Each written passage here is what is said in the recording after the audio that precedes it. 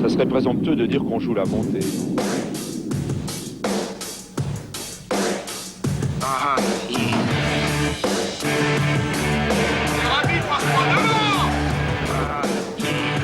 Là, il y a l'endroit, ça qui s'est passé.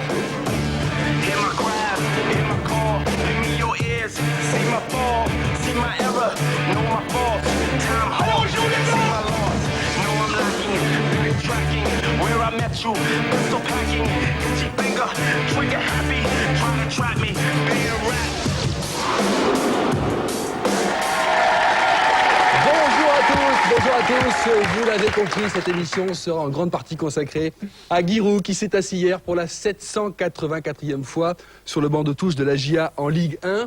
Il s'agit d'un record que nous allons fêter ensemble ce matin et je vous demande de lui réserver une ovation, Guy Roux.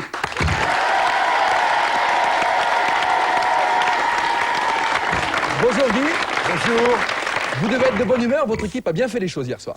Oui, c'est la première fois qu'on gagne par 2 buts d'écart cette année. C'est une équipe contre une équipe qui allait mieux, et donc ça va.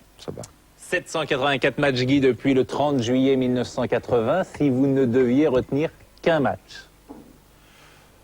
Ça serait sans doute celui du titre, le match nul à Guingamp, qui nous a donné le titre de champion de France en 96.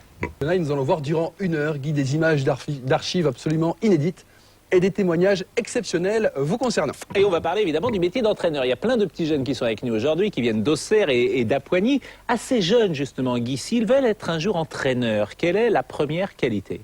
D'abord, il faut qu'ils aiment le foot, il faut qu'ils jouent. Il faut qu'ils jouent très jeunes, qu'ils jouent tant qu'ils peuvent jouer. Et puis, il faut qu'ils aiment les autres joueurs. En général, les entraîneurs commencent par être capitaines de leur équipe, ou en tout cas un élément leader de leur équipe. Et puis ensuite, il faut qu'ils aiment le stade, il faut qu'ils soient tout le temps au stade, tout le temps avec une balle.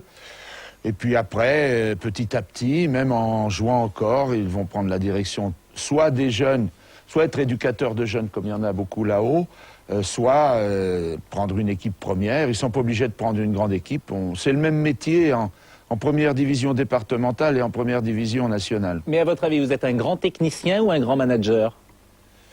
Moi, je crois que je suis grand dans rien du tout. Je connais bien le foot parce qu'évidemment, depuis l'âge de 5 ans, ça fait pas mal d'années que je suis ça assidûment, partout où je peux le suivre. Alors bon, je prétends. Mais vos collègues, connaître. À votre avis, aujourd'hui, grand technicien ou grand manager? Il faut réfléchir. Alors, en manage, il faut mener des hommes. Et pour mener des hommes, il faut les aimer. Je crois que c'est ça la clé, il faut aimer. Une réaction, Guy, sur l'actualité, parce que c'est vrai qu'il y a beaucoup de sanctions en ce moment. Vous disiez avant de préparer cette émission qu'hier soir, il y avait 23 suspendus, ce qui est presque 10% de l'effectif des professionnels. Une journée de championnat commence avec 220 joueurs, 20 fois 11, et 23 suspendus. C'est l'effet, bien sûr, des cartons rouges, et puis l'accumulation des cartons jaunes. Ça veut dire que 10% des salariés d'élite ne travaillent pas. Bon, ça mérite réflexion. Il y a une reprise en main de l'esprit du jeu par le corps arbitral. Ça a été fait avec beaucoup d'énergie. Alors certains trouvent trop d'énergie, d'autres trouvent que ça va amener des conséquences bénéfiques. Et vous en pensez tout cas, quoi? pendant l'épuration, c'est difficile. Guy, Premier document vous concernant remonte à 1970. Où en était la GIA en 1970? Eh bien, elle montait de DH en CFA. Elle montait de DH en CFA et vous, en plus, vous vous occupiez des moins de 7 ans. Regardez.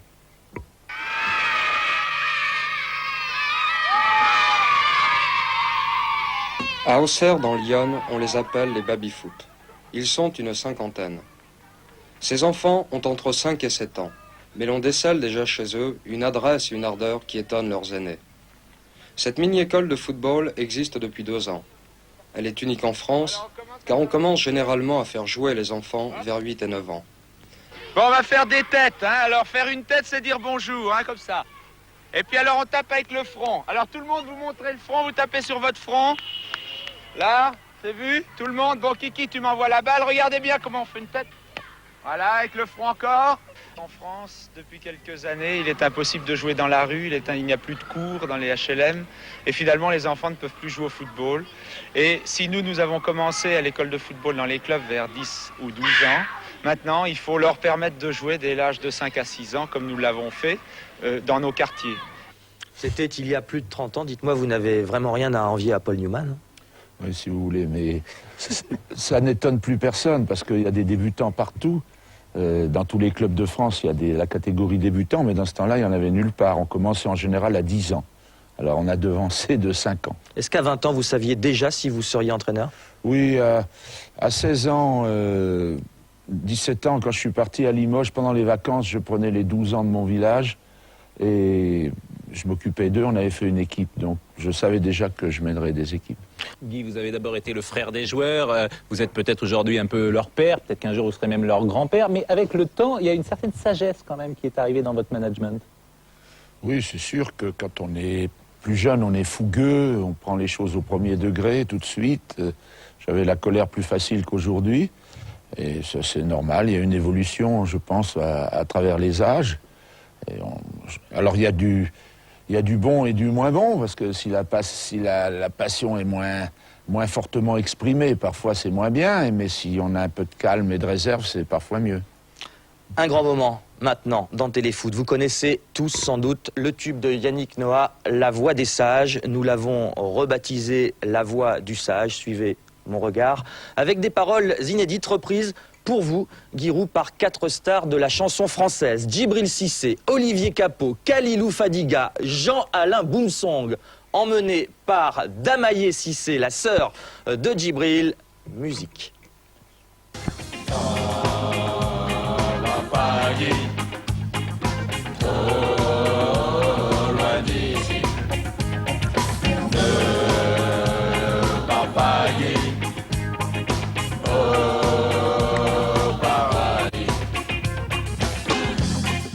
Si parfois il crie trop fort, à la GIA on l'adore.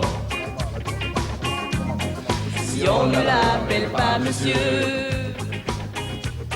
c'est qu'il n'est pas vieux.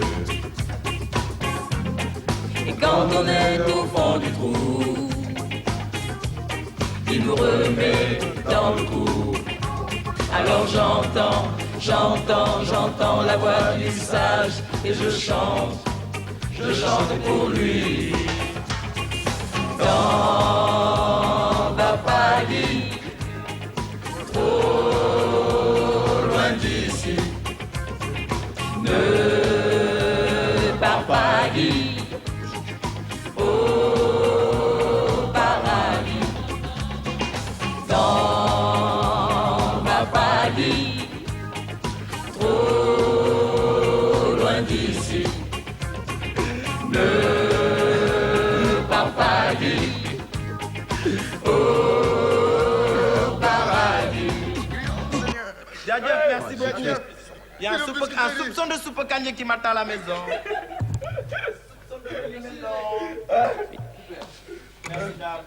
La première surprise de Téléfoot, les paroles vous plaisent? Oui, il y aura des représailles. Alors non, je vous donne des explications. D'abord, sachez qu'on n'a pas tourné en pleine nuit. Nous avons tourné à midi, le lendemain de votre qualification en tour préliminaire de la Ligue des Champions, le lendemain de la victoire du match nul face à Boavista. Donc le jeudi à midi, ils ont bu que de l'eau minérale. À 1h, c'était fini. Est-ce qu'on aura des droits d'auteur? Christian, peut-être. Nous verrons, nous nous arrangerons. Et pour ceux qui l'ont manqué ou qui sont arrivés en cours, sachez que ce clip, on vous le rediffuse à la fin de Téléfoot. On dit que vous êtes un homme fort en gueule, est-ce que c'est vrai? Non, mais le football, contrairement au bridge, est un sport de plein air et quand on veut s'adresser aux joueurs qui sont situés à 80 mètres, on ne peut pas murmurer, on ne peut pas non plus les vouvoyer. Jean-Marc Ferry, voulez-vous revenir en défense? Il y a déjà but, vous comprenez. Jean-Marc revient, ça va plus vite. 784 matchs pour Guy Roux, record battu, il était avec nous ce matin, mais c'est vrai que les joueurs, ils vous entendent pas sur le terrain. Si, quand même, j'ai l'habitude de faire porter ma voix à la bonne hauteur. Bon, il y a au Parc des Princes, quand c'est bourré et que tout le monde crie, non, mais dans beaucoup de stades, on m'entend quand même. Document rare à présent, avant les 783 matchs de Guy Roux, il y a eu le premier en Ligue 1, c'était en 1980, et bien nous allons revoir ces images. Le premier match était, Guy, à Toulon. C'était Bastia à Toulon. Exactement, puisque Furiani était, on a vu d'ailleurs Voilà, Claude je Papy. m'en souviens très bien. Il m'a fait très mal, dévié, et c'était le premier but que nous encaissions. C'est CSC. Voilà, c'est ça. C'est Jean-Luc Charles qui marque ce but. Et ça, c'est le premier match en D1 à l'Abbé des Champs. Donc on est là. Contre Angers. Voilà, la le 30 deuxième juillet. journée, voilà. 2-2. Vous vous souvenez qui avait On a marqué fait 2-2 et 7100 spectateurs. Ah, et la recette. Voilà. Donc, et puis alors, ça c'est la première victoire au Sertour, le 17 octobre 1980. Et on va vous écouter, Guy, donc on va laisser l'action se terminer. Vous gagnez 3-2 ce jour-là. Et puis, on va vous écouter parler de ce qui sera finalement votre credo. Domicile après 15 journées, elle est là. Il y avait eu quand même avant 10 points à d'amasser, ce qui fait que nous sommes dans un peloton qui peut faire croire que le maintien est possible. La communication était déjà au point. Mais après, j'ai même plus besoin de le dire. Tout le monde la reprend sans que je le dise. Alors si je voulais changer, ça n'irait pas. Guy, vous avez vu passer dans votre club 17 internationaux français, dont 15 que vous avez formés. Et parmi ces 17, il y en a un qui a un statut un petit peu particulier. Dans votre cœur, je crois, c'est Eric Cantona. Oui, bien sûr. Il est arrivé à 14 ans et demi chez nous. Tout le monde sait que c'était un enfant puis un adolescent turbulent. Mais nous l'avons beaucoup aimé et il nous l'a beaucoup rendu. C'est un témoignage exceptionnel que nous vous proposons, car Eric Cantona parle rarement à la télévision. Il voulait le faire pour Guy, on l'écoute. Qu'est-ce qui a fait que vous avez signé à Auxerre, gamin? Et moi, je devais signer à l'OGC Nice. Et puis, il y a Dubord, le sélectionneur d'Auxerre, qui vient me voir. Parce qu'il était intéressé, quoi. J'ai dit, bon, je vais monter quand même, quoi. Ça me fait un petit voyage en train, quoi. Et je suis monté à Auxerre, et puis j'ai vu un peu les installations, les trucs. Il n'y avait pas les installations qu'il y a maintenant, bien sûr. Parce qu'en fait, tous les joueurs qui y vont, ça sert à faire un nouveau terrain, quoi, chaque jour. Ce qui est bien, hein. C'est une capitale, quoi. Et il m'a amené dans son bureau derrière, il m'a fait cadeau un maillot de la Chaillotine, avec un fanion du club. Et à Nice, j'avais voulu un fanion du club, il m'avait fait payer le fanion, quoi. Donc je me suis dit, ben, peut-être qu'ici, ils me donneront des trucs, quoi. C'est très important pour un jeune des quartiers ou un jeune de n'importe où. On vient, on sent, ils te donnent un truc, quoi. Peut-être qu'après, j'aurais eu plus de trucs à Nice, hein, parce que finalement, ils ne donnent pas beaucoup, quoi. Une engueulade célèbre avec Guy. Je me suis jamais vraiment engueulé, moi, avec lui. Non. Il a été témoin d'engueulade, ou j'ai été témoin d'engueulade, mais je me suis jamais vraiment engueulé avec lui. Et... Bon, c'est fait la gueule, hein. Mais sans s'engueuler vraiment, quoi. Mais c'était des rapports... C'était passionné, quoi. On se respectait beaucoup, je crois, quoi. Enfin, moi, je le respectais. Lui aussi. Mais même si, dans des moments, il pouvait penser que je le respectais pas, quoi. Mais après, avec le temps, quoi. On pourrait comparer ça, enfin, on va pas rentrer là-dedans, parce que Giroud, Cantona, histoire d'amour, ça fait un peu bizarre, quoi. Mais c'était ce genre de passion, quoi. C'est entre l'amour et la haine, quoi. Mais finalement, on s'aime, quoi. Un dernier message pour lui, justement? Ben, si vous me demandez de lui dire que... c'est très difficile, quoi. C'est un l'expliquant d'une façon ou d'une autre, mais là, directement, via des caméras et des gens comme ça, c'est très difficile pour moi. Mais... Ça s'appelle de la pudeur et c'est beau. Peut-être, hein. Je sais pas si c'est beau, mais en tous les cas, il sait tout ce que je pense de lui, ça suffit. Chouette, hein. Guy, amour, passion. C'est un fils, Eric Cantona? Les joueurs sont tous un peu des fils. On m'a souvent targué de paternalisme. Moi, je dis que le plus bel amour sur Terre, c'est l'amour maternel, et en deuxième position, c'est l'amour paternel. Alors, quand on a des joueurs en qui on croit, le football, c'est un jeu, mais c'est un jeu passionnel. Donc, il y a des liens très forts. Et puis, en plus, quand c'est des garçons jeunes, comme il était lui, nous l'avons eu 7 ans.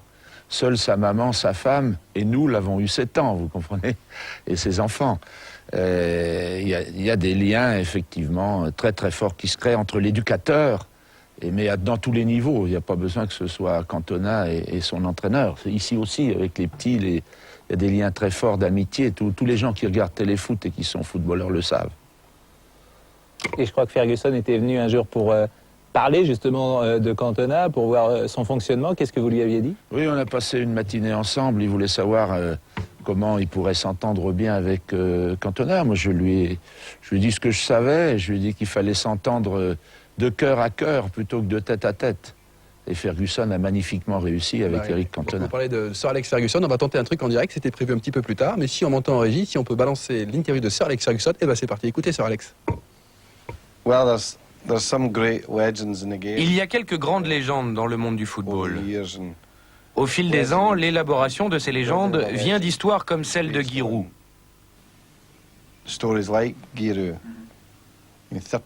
Imaginez, plus de 40 ans dans le même club. Parti de rien, il participe à la Coupe d'Europe, a gagné le championnat et la Coupe de France. Et puis il a formé des joueurs fantastiques sur plusieurs générations. Eric Cantona, Laurent Blanc y a été aussi vraiment des joueurs extraordinaires et il y en a encore aujourd'hui. Cet homme fait vraiment un boulot fantastique dans le football français. Et je pense que c'est vraiment un homme solide, au caractère solide. C'est pourquoi il survit.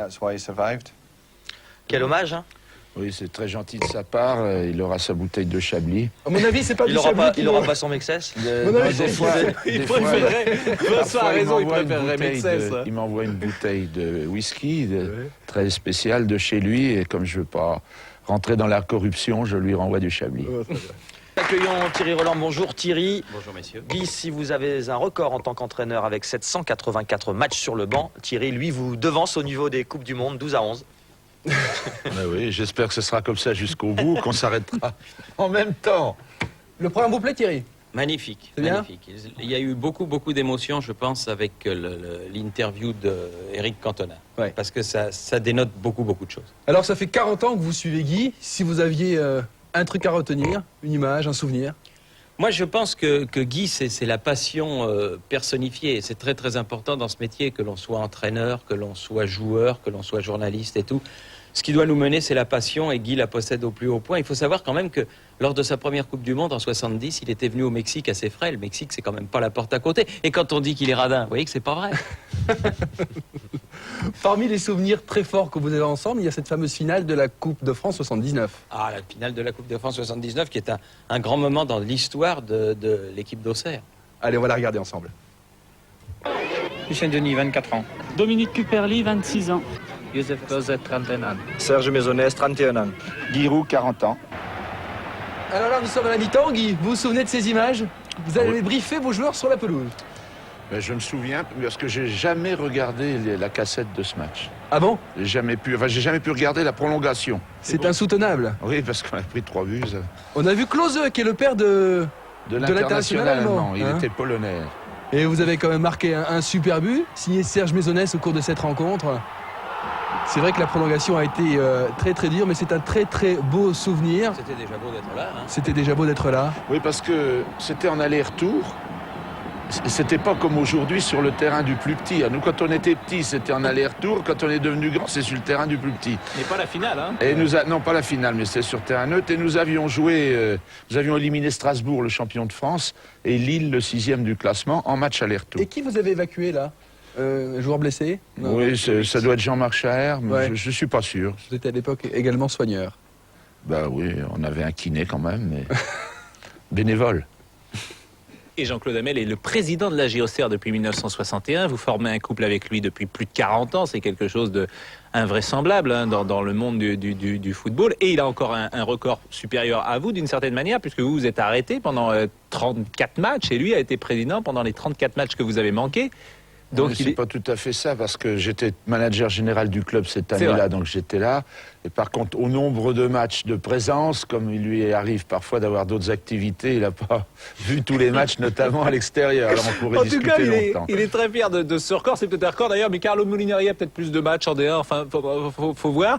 Et Jean-Claude Hamel, il nous parle de Giroud avant le match d'hier soir.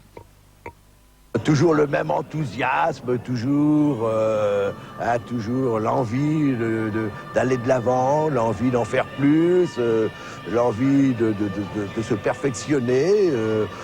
C'est pour ça qu'il a gardé un petit peu cette jeunesse, aussi avec le contact probablement des garçons, des jeunes. Hein, et donc, il n'a pas changé au moins sur ce plan de l'enthousiasme et du savoir-faire en tout cas. Et le savoir-faire de Giroud quand Boumsong suspendu, Cissé et Fadiga blessés sont absents, c'est de titulariser Grichting en défense, Benjani et Van den Bosch devant. Van den Bosch justement qui tente sa chance le premier avec ce tir lointain stoppé par Regnault. Auxerre, d'habitude timide en début de rencontre, se montre plutôt entreprenant face à Sedan. Coup franc de la Chuère, tête de capot But après moins de 10 minutes de jeu, le scénario est idéal. Deuxième but d'Olivier Capot, le nouvel international cette saison. Devant un aussi bon début de match, Giroud ne veut pas perdre de temps et s'improvise ramasseur de balles, mais Sedan tente une réplique avec cette passe d'Embami pour Camara. Tir qui frôle le but de Fabien Cole. Auxerre n'est pas à l'abri. C'est presque le cas juste avant la mi-temps. Mexès s'élève au-dessus de la mêlée pour placer sa tête sur le poteau. Grosse occasion pour le défenseur de la GIA avec une détente digne d'un basketteur. Djibril Cissé a sûrement apprécié. Le deuxième mi-temps s'avère beaucoup plus calme et même plutôt difficile pour Auxerre. 75e minute, Pius Ndiefi profite d'un ballon fuyant pour égaliser au deuxième poteau. Sedan revient à un partout. C'est un coup dur pour la GIA. Réaction immédiate, signé Capot qui perfore le côté gauche. Centre tendu pour Benjani, l'homme providentiel, le remplaçant de luxe de Cissé marque 2-1. Et regardez bien, c'est sur l'engagement qu'Auxerre marque ce but.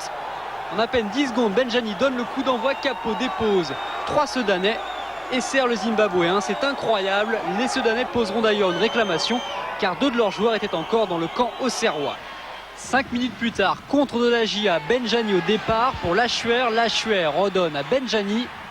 But pour Auxerre, 3-1, doublé de Benjani, 5e but de la saison. Victoire de la GIA, une belle soirée pour Giroud qui en plus retrouve Pierre Flamion, son tout premier entraîneur à Limoges. Il s'est remis parce qu'il était mal. Il n'y a que le match pour le faire lever. C'est sympa, votre premier entraîneur. Un mot sur Benjani. Dans quelles circonstances avez-vous recruté ce joueur qui éclabousse de son talent ce début de championnat? Nous étions en stage en Suisse et un agent m'a appelé au téléphone en me disant j'ai un avant-centre. Nous cherchions un avant-centre pour aider le club quand Djibril Cissé serait fatigué ou blessé, un de plus. Et nous en avons essayé plusieurs. Et comme on était en Suisse, eh bien nous l'avons fait venir au stage, c'était pas mal. Il est arrivé à 11h du soir d'ailleurs et je me rappelais plus qu'il devait venir. Donc je me suis levé pour le faire dîner. Et il a fait des matchs avec nous contre Beşiktaş, mais toujours en Suisse. Et quand on a voulu le faire venir en France, son passeport était plein, il n'y avait plus de place pour mettre un visa. Il a dû retourner à Harare, la capitale du Zimbabwe, qui est à 12 heures d'avion de Suisse, revenir, et ensuite il a fallu que le consul de Zurich veuille bien lui faire un visa pour la France. Et là, il a signé, et ça s'est très bien passé. 5 buts en 8 journées. Et c'est une bien joué, Guy. très belle satisfaction. Bien joué, dit Thierry. Vous vous demandez peut-être, Guy, ce qu'ont fait vos joueurs ce matin, car vous avez un match très important de Ligue des Champions mercredi contre Dortmund. On avait un envoyé très spécial ce matin à Auxerre, durant la séance de décrassage, Romain Delbello. Bonjour Guy, vous connaissez le vieil adage, quand le chat n'est pas là, les souris dansent. Alors ce matin, pour vous, on a voulu vérifier comment ça se passait à la Baie des Champs, votre absence. Les joueurs avaient rendez-vous à 9h30 pour le décrassage, il est 10h30, il n'y a toujours personne. Ça va Olivier? Ouais, ça va, je suis pressé parce que je viens de la boîte là, je suis hyper fatigué là. T'as été en boîte cette nuit? Ouais, vite pour digérer un peu la petite victoire, c'est pour ça. T'es rentré à quelle heure? Je suis rentré à 6h, je suis très fatigué là, faut que j'aille là. Bon. Allez, merci. Ça va Yann? Ça va, putain, je suis pressé, je suis sorti avec Olivier, je suis à la boire. A plus, ciao.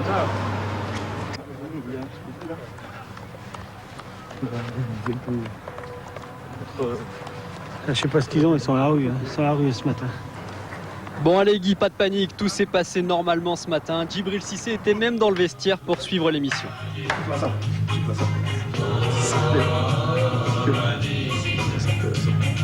Je sais pas chanter, va gagner. C'était où? Voilà, c'est un tournage en temps réel dans le vestiaire de la GIA. Il y a vraiment une super ambiance dans ce club, dans cette équipe. Oui, c'est vrai, puis il faut tirer un hommage aussi à Alain Fiard, qui m'a magnifiquement remplacé quand je m'étais porté absent l'année dernière. Pendant 5 matchs, et il a maintenu le cap, la moyenne de points. C'est pour ça qu'on a été 3e et qu'on peut jouer la Ligue des Champions. Et il a en plus un certain sens de l'humour. Oui, il est très joyeux, très gai, mais c'est un ancien joueur du club. Hein. C'est un milieu de terrain. Et lui, il a 450 matchs en première division comme joueur. On vient de voir la génération Capot, Cissé, Mexès. Il y a eu Ferreri, Boli, Cantona. Laquelle est la plus forte? Le défi est lancé. J'ai dit à ceux-ci, faites mieux qu'eux. Alors, en Ligue des Champions, par exemple, et puis en championnat aussi. quart de finale à battre en Ligue des Champions. On a parlé d'enthousiasme, d'amour, de passion. 784 matchs, est-ce que vous allez jusqu'à 1000? Ça fait beaucoup, hein. Il faut encore plus de 5 ans. Mais les ordonnances de 87 permettent au cadre de continuer après 65. Merci Philippe Seguin. C'est dans le code du travail. Ça concerne Thierry aussi. Donc on va voir, c'est la santé et l'envie qui guidera. Et puis aussi la patience du président.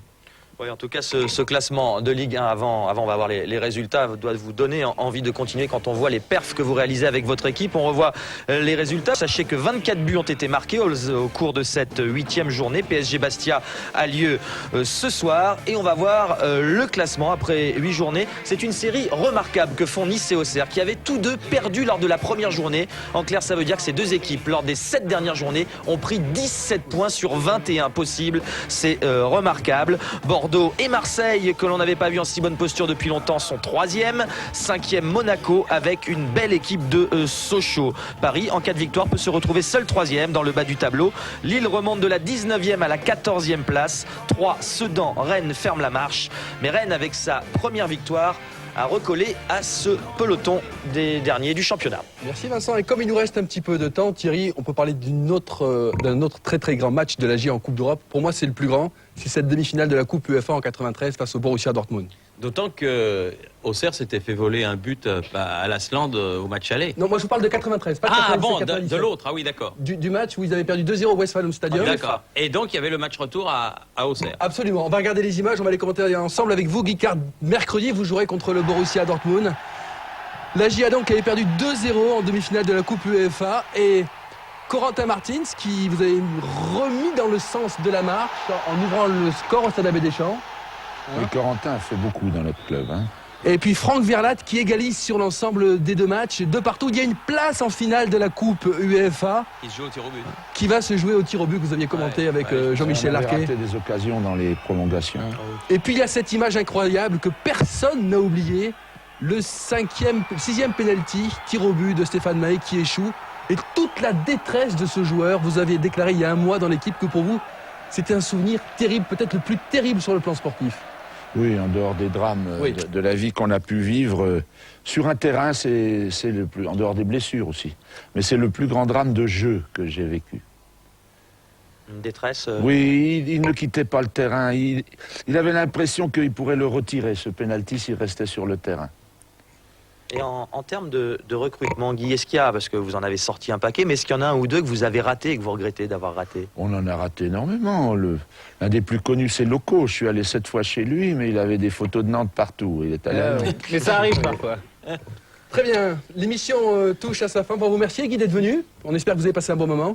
Excellent, merci. Excellent. Merci à Thierry, merci à Vincent, merci à Pascal, merci à tous ceux qui ont collaboré à ce téléfoot spécial Giroud. On se retrouve la semaine prochaine pour un nouveau téléfoot et on se quitte en musique.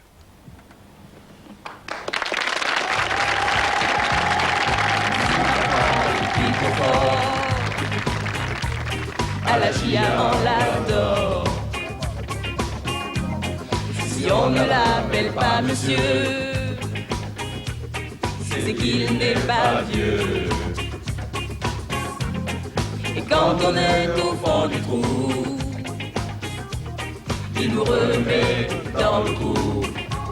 Alors j'entends la voix du sage et je chante pour lui. T'en vas pas, Guy, trop loin d'ici. Ne pars pas, Guy, au paradis. T'en vas pas, Guy, trop loin d'ici. Ne pars pas, Guy, au paradis. Merci beaucoup. Il y a un soupçon de soupe canier qui m'attend à la maison.